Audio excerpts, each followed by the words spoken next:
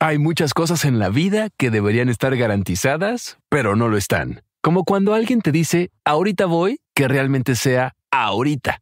AT&T presenta la garantía AT&T. Conectividad con la que puedes contar, las ofertas que quieres y el servicio que mereces. O harán lo correcto. Visita att.com/garantía para conocer más. AT&T. Conectar lo cambia todo. Aplican términos y condiciones. Visita att.com/garantía para más detalles.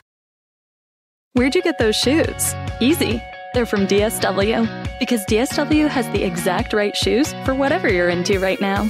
You know, like the sneakers that make office hours feel like happy hour. The boots that turn grocery aisles into runways. And all the styles that show off the many sides of you, from daydreamer to multitasker and everything in between. Because you do it all in really great shoes. Find a shoe for every you at your DSW store or dsw.com. Dixo Daily presenta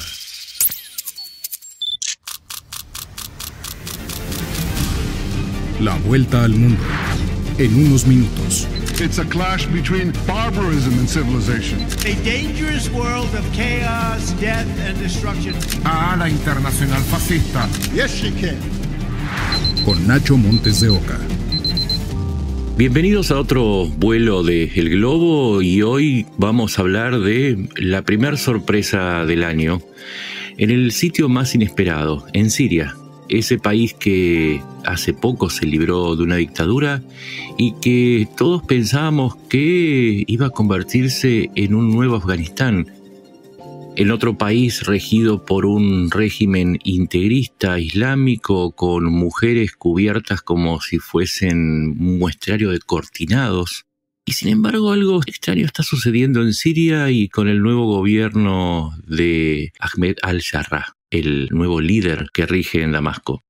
Vamos a explicártelo porque esto es apasionante y es así como funciona el mundo, de sorpresa en sorpresa, y más que nada porque el Medio Oriente siempre tiene un plot twist para sorprendernos. Si ustedes recuerdan, después de 11 días de ofensiva contra Bashar al-Assad, cayó el tirano, terminó refugiado en Moscú, corrió a refugiarse con Asma, su mujer. Y parece que ni el Asma lo soporta porque se quedó allí, en el regazo de Putin, y nada más sabemos de él. Pero sí sabemos lo que sucede en Siria. Mientras todos esperábamos que el gobierno nuevo que rige en ese país se convirtiera en algo extremo, y teníamos razones para pensarlo, eso no sucedió. ¿Cuáles eran los motivos? Vamos a analizarlo entre todos para entender en qué situación estamos.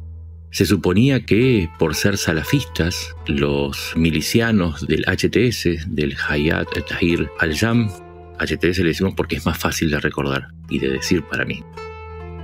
Y cuando llegaron los salafistas, se suponía que iban a ser un gobierno estricto como todo salafista. Los salafistas son el ala conservadora de los sunitas, que es la rama mayoritaria del Islam. Porque también los talibanes de Afganistán provienen de esa rama. Y sin embargo, algo extraño sucedió. De repente, al-Golani, el jefe del HTS, recuperó su viejo nombre. Dejó de llamarse al-Golani y volvió a llamarse al-Jarrah.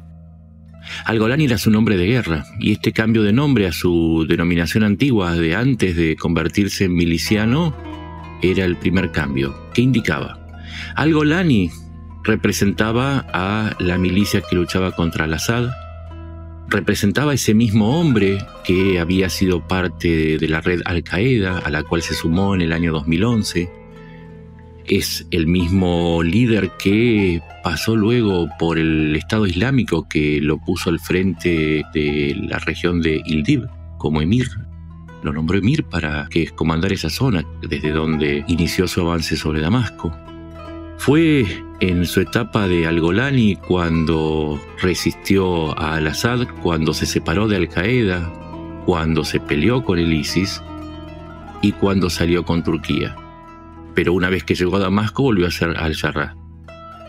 Y es aquí donde empiezan las sorpresas. Lo primero que dijo es: nosotros no vamos a perseguir a las minorías. Protestar es un derecho de todos. Y Siria se va a convertir en un país en donde vamos a tolerar a otras religiones, a otras etnias, vamos a construir desde el conjunto. Ahí se prendieron todas las alarmas porque todos decían, ¿es el mismo? ¿Al-Jarrah es al-Golani? ¿Es una especie de esquizofrenia política la que sufre? Pero como la realidad se construye con hechos, vamos a revisar otras cosas que sucedieron. Además, decretó que iba a respetar la vieja legislación que no obliga a las mujeres a usar el velo en público. Esto ya era un paso importante porque, claro, Afganistán y sus velos son un símbolo del radicalismo integrista. Esta ley estaba desde la época de Bashar al-Assad, pero dijo que le iba a respetar y que cada cual tenía sus costumbres. Si lo querían usar, lo usaban, y si no, no iba a haber una policía moral que los persiguiera. No solo eso, sino que además dijo que la Sharia, el código moral islámico, solo iba a regir para las poblaciones sunitas o chiitas que decidieran adoptarlo. Mismo ordenamiento legal que con Bashar al-Assad, pero un avance porque en Afganistán solamente se aplica la Sharia. Está por encima del código penal, del código civil. Es decir, dio un paso hacia un Estado no religioso. Y esto es importante porque, claro, si consideramos que, por ejemplo, hay 2 millones de cristianos, hay 600.000 levantinos, hay de diversas religiones. No voy a hacer una enumeración porque sería demasiado largo, porque así es Siria, es un mosaico de religiones y etnias. Todos aquellos que no pertenecen a los sunitas salafistas se rigen por el Código Penal y el Código Civil. De hecho, anunció que una vez que se normalice el país, en 3 o 4 años va a haber una constitución nueva, una constitución, no una ley religiosa. Una constitución es una institución civil. Y también van a haber elecciones. Si esto no alcanzara para sorprendernos, también nombró una mujer en el cargo de viceministra del Banco Central de Siria. Una mujer. Recuerden, en Afganistán las mujeres no pueden estudiar, ni siquiera pueden ir al médico. En el caso de Siria nombraron a una mujer, digamos, casi al mando de las finanzas del nuevo gobierno. Y además crearon una oficina de asuntos de la mujer y pusieron a una militante feminista histórica de Siria al frente. Repito, una oficina para proteger a las mujeres de las iniquidades de género. Esto que podría ser normal en cualquiera de nuestros países está ocurriendo en Siria. Y las transformaciones siguieron. Además, se reunió con diferentes países, entre ellos la Unión Europea. La Unión Europea prometió que iba a reabrir su embajada en Damasco, cerrada desde el 2011 a causa del régimen de Al-Assad y sus abusos. Y también otros países dijeron que iban a proceder de igual manera y lo hicieron. Turquía, Qatar, Emiratos Árabes Unidos. En esos días llegaron visitas. Llegaron los ministros de Relaciones Exteriores de Francia, de Italia y de Alemania. Quizás hayan visto alguno el video en donde Al-Jarrah se niega a darle la mano a la ministra de Relaciones Exteriores y se quedó con ese gesto, pero recibió a una mujer como representante de Occidente. Y esto ya es toda una revolución. No, aclaro una cosa, no estoy diciendo que esto sea la panacea, estoy diciendo cosas que sorprenden y que contradicen la idea de un régimen integrista. Si va a suceder en el futuro o no, no lo sabemos. Yo estoy relatando el presente de lo que sucede en Siria. Este acercamiento con Europa tiene que ver con una cuestión práctica, porque en este sentido, así como se peleó en su momento con Al-Qaeda, con el ISIS, e inclusive terminó en alguna pelea con los turcos, se sabe que el líder sirio es un hombre pragmático. ¿Y por qué acepta tantas embajadas abiertas y tantas delegaciones? Que además, insisto, no es solamente de Occidente, sino de todos los países sunitas como Emiratos Árabes Unidos, Qatar, Arabia Saudita, Jordania. Todos fueron a reunirse con Al-Jarrah. Lo que sucede es que necesita 2 cosas. La primera es muchísimo dinero, muchísimo apoyo financiero. Y los países sunitas, las coronas petroleras, le están prometiendo a Siria que van a ayudar a reconstruir el país. Estamos hablando de aproximadamente 250.000 millones de dólares que se necesitan en lo inmediato, solamente para la estructura básica. Y entonces Al-Jarrah dice, no voy a convertirme en Afganistán, porque a Afganistán le cortaron el chorro financiero apenas empezó a irse hacia el lado de los coordinados. Al-Jarrah es un hombre pragmático y sumamente hábil.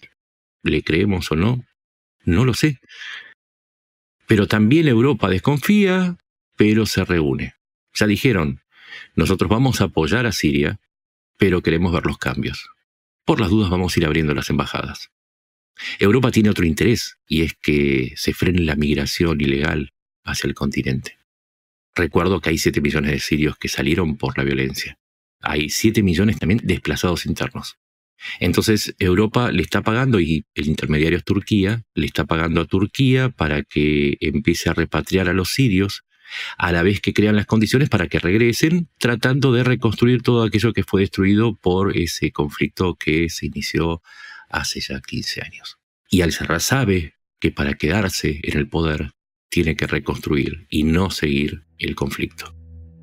Y la gran pregunta es, ¿y qué hizo Al-Sarraj con las 2 grandes potencias globales?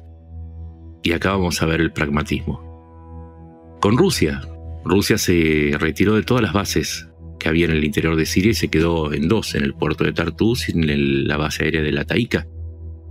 Al-Sarraj le dijo, no los queremos acá, pero no sé si los podemos echar, porque, y esto es textual, porque dijo, la mayor parte de las centrales eléctricas que tiene nuestro país son de origen ruso, y necesitamos repuestos, y necesitamos que las pongan en marcha, así que por ahora vamos a ver qué hacemos con los puertos.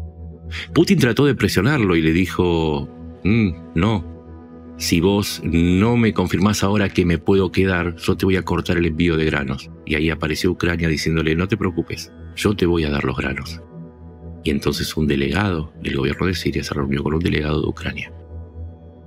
Nos vamos dando cuenta que Siria de pronto encontró un montón de interlocutores. Y Estados Unidos tiene en la lista de terroristas más buscados, ofrecía $10 millones por la captura de Al-Sarraj cuando era al-Golani. Y digo en pasado, porque el primer gesto de Estados Unidos fue sacar al líder sirio de la lista de terroristas.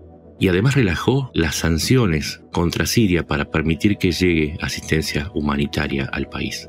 Y al tiempo que llega la ayuda humanitaria de Estados Unidos, reforzó también su presencia en ese país, pero para impedirle el ingreso de Turquía hacia el norte.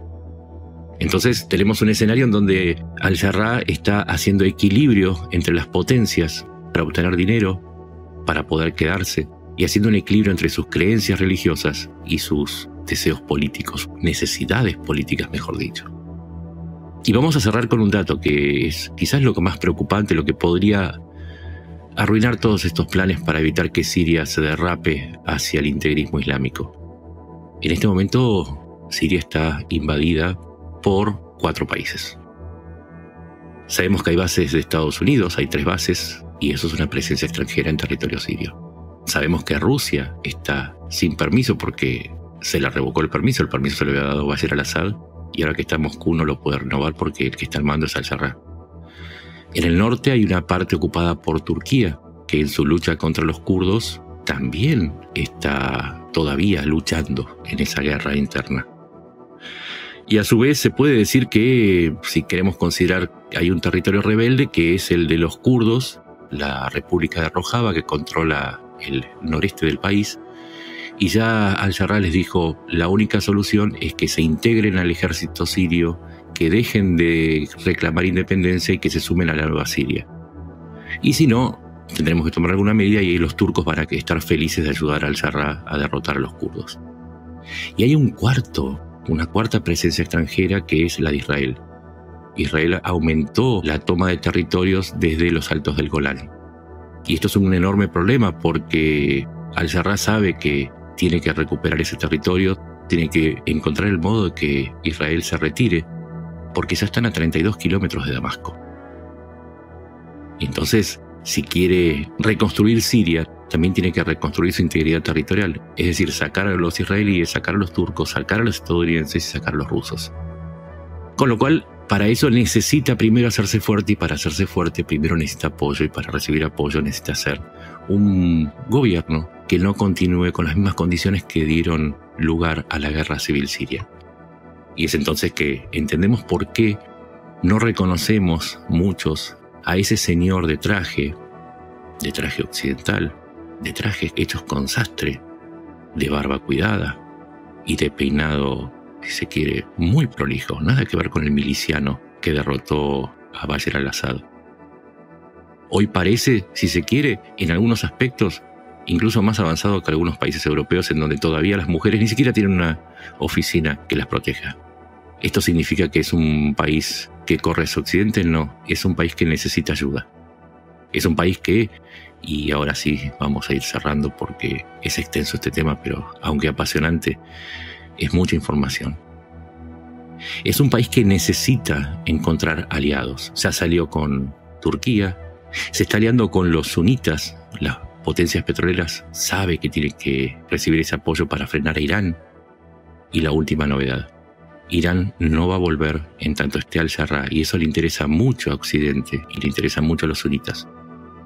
¿Por qué digo esto? Porque, claro, las potencias sunitas quieren apoyar a al-Jarrah, que también es sunita, para que otra vez Irán, que es chiita y que apoya a Hezbollah, no regrese a controlar el sur de su territorio.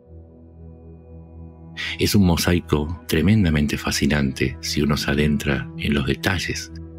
Y además es sorpresivo.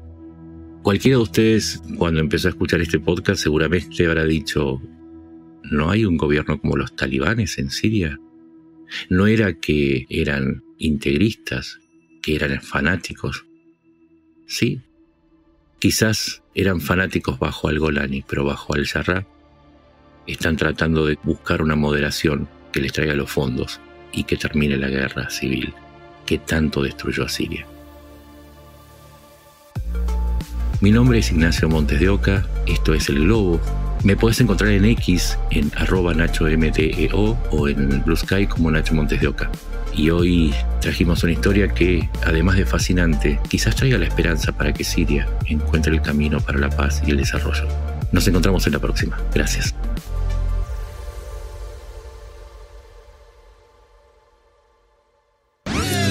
Una producción de Dixo. Where'd you get those shoes? DSW has all the shoes you need for whatever you're into. You know, like running shoes that give new meaning to personal best. Or everyday sneakers that make coffee runs look cool. Basically, DSW has all the best styles from the brands that always get it right. Like Nike, Brooks, Timberland, and more. Oh yeah, did we mention they also happen to be the perfect price? Find a shoe for every you at your DSW store and DSW.com.